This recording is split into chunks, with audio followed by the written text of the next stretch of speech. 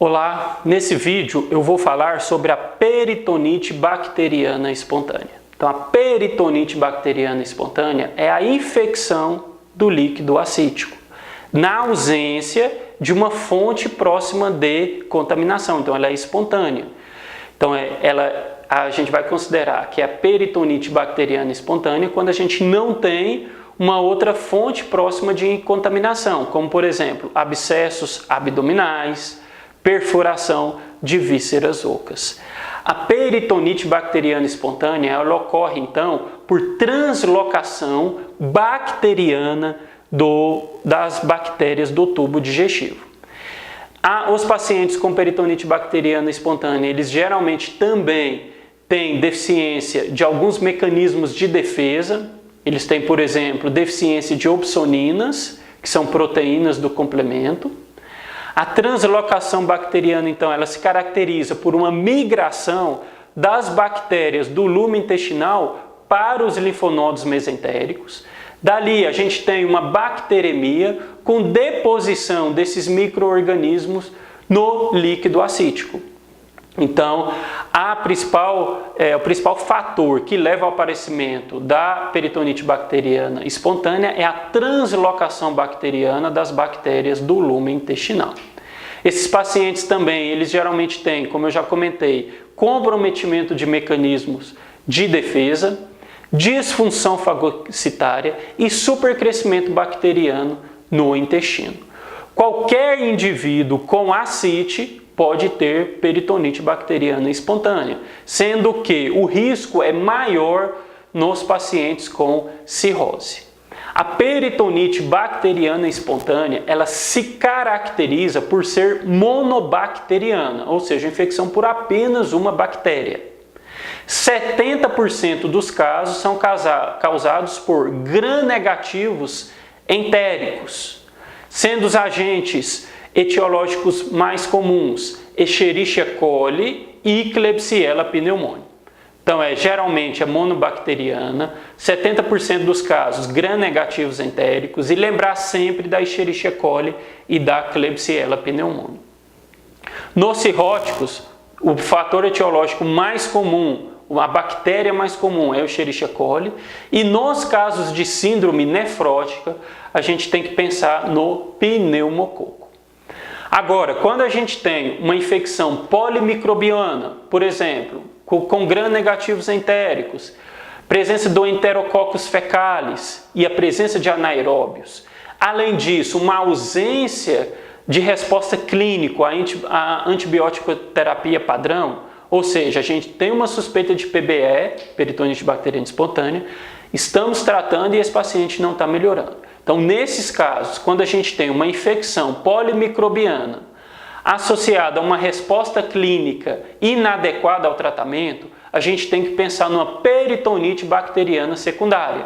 Pensar, por exemplo, numa peritonite causada por um abscesso intraabdominal ou perfuração de víscera oca. Então, classicamente, a peritonite bacteriana espontânea é monobacteriana. Se a gente tem uma infecção polimicrobiana e ausência de resposta clínica, a gente tem que pensar numa peritonite bacteriana secundária.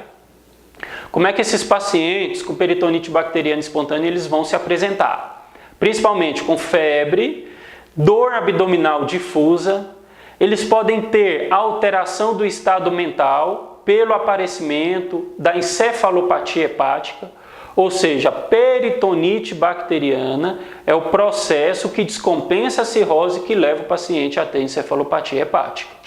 Esses pacientes têm dor à palpação do abdômen e podem apresentar também diarreia, ilho paralítico, hipotensão. Alguns pacientes são assintomáticos, ou seja, não apresentam sintomas nenhum.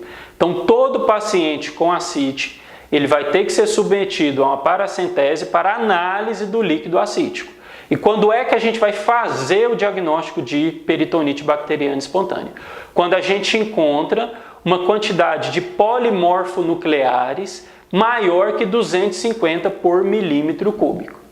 Então, a presença de polimorfonuclear maior que 250 indica o diagnóstico de peritonite bacteriana espontânea. Além disso, a gente vai encontrar a cultura positiva para apenas uma bactéria, então cultura positiva monobacteriana, mas é sempre indicado o tratamento já quando o polimorfo nuclear estiver aumentado. Por quê? Porque a cultura ela demora um pouco para ficar pronta. Então a gente às vezes vai ter esse resultado da cultura 48 horas depois da coleta. Então se o paciente tem a clínica, tem polimorfo nuclear maior que 250, já tem indicação de tratamento mesmo sem o resultado da cultura. E lembrar que alguns pacientes com peritonite bacteriana espontânea podem se encontrar assintomáticos. Então, se ele está assintomático, mas tem polimorfo nuclear maior que 250, isso já poderia indicar o tratamento. A gente tem algumas condições, alguns casos em que o polimorfo nuclear está maior que 250, mas a cultura é negativa. Nesses casos, a gente vai chamar de ascite neutrofílica cultura negativa. Então, ascite neutrofílica cultura negativa, o que seria? Polimorfo nuclear aumentado, maior que 250, com cultura negativa. Esses pacientes eles vão ser tratados como peritonite bacteriana espontânea. E 35% desses pacientes eles acabam evoluindo com cultura positiva. Lembrar que sempre que a gente tem um líquido acítico hemorrágico, ou seja, que a gente tem presença de hemácia no líquido acítico, a gente tem que fazer um ajuste. Ou seja, a cada 250 hemácias, a gente vai diminuir um leucócito do total. Então, sempre que a gente tem hemácia, a cada 250 hemácias, a gente diminui um leucócito do total. E lembrar que o diagnóstico ele é feito por aumento dos polimorfonucleares e não por aumento dos leucócitos. Então, para mim fechar o diagnóstico de peritonite bacteriana espontânea, eu tenho que ter mais que 250 polimorfonucleares e não mais de 250 leucócitos. Uma outra condição que também tem relação com a peritonite bacteriana espontânea é a bacteriacite. Nesses casos, a gente tem a cultura positiva monobacteriana, mas não temos a contagem de polimorfo nuclear típica da peritonite bacteriana. Então, na bacteriacite seria o seguinte: cultura monobacteriana positiva, mas o polimorfo nuclear não atinge os níveis de diagnóstico da peritonite bacteriana espontânea. A bacteriacite ela é considerada uma fase precoce da peritonite bacteriana espontânea. E 60% desses pacientes eles têm melhora espontânea sem evoluir para a peritonite bacteriana espontânea. Então, nesses casos, se o paciente ele for sintomático, a gente vai tratar como se fosse uma peritonite bacteriana espontânea, mas se ele for assintomático, a gente pode apenas observar, já que 60% deles podem evoluir para melhora espontânea. Quando é que a gente vai suspeitar de peritonite bacteriana secundária? Então, cultura polimicrobiana, então vários micro-organismos isolados na cultura, e 2 ou mais dos seguintes critérios: proteína maior que 1, glicose menor que 50 e LDH aumentado. LDH acima do limite superior da normalidade. Então, peritonite bacteriana secundária, ou seja, presença de um abscesso abdominal, perfuração de víscera oca, 2 ou mais dos seguintes critérios: proteína maior que 1, glicose menor que 50 e LDH acima do limite superior da normalidade. Como é que a gente vai tratar esses pacientes com peritonite bacteriana espontânea? A chave do tratamento é o diagnóstico precoce. Então, quanto mais precoce o diagnóstico, melhor a resposta ao tratamento. Todo paciente com ascite ele deve ser submetido a uma paracentese diagnóstica e, feito o diagnóstico de peritonite bacteriana, a gente vai tratar.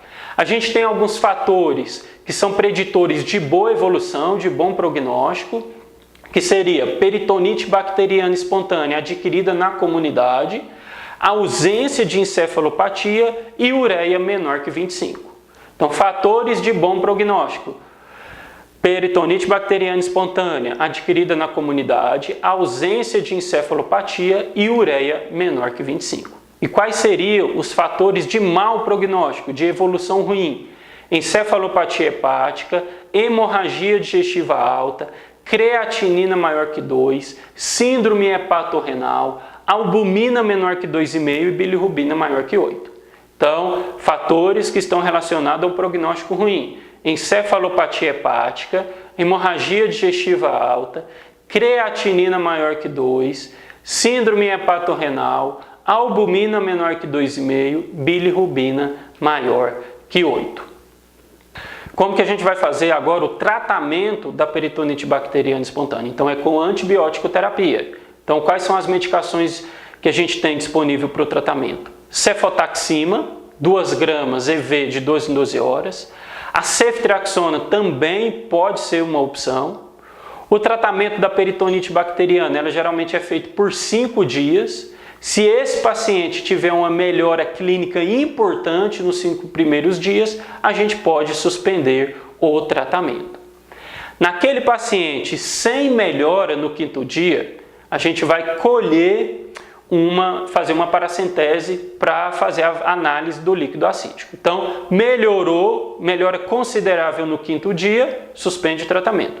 Não melhorou, vamos colher uma amostra e analisar. Se o polimorfo nuclear tiver menor que 250, a gente pode também suspender o tratamento.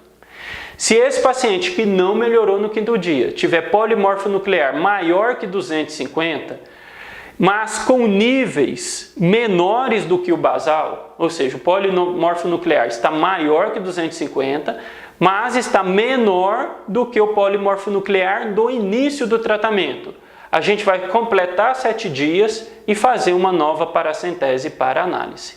Agora, aquele paciente que no 5º dia ele tem polimorfo nuclear maior que o polimorfo nuclear da primeira avaliação, a gente tem que considerar uma peritonite bacteriana secundária. Então, tratou, 5º dia melhorou, melhora importante, pode suspender o tratamento.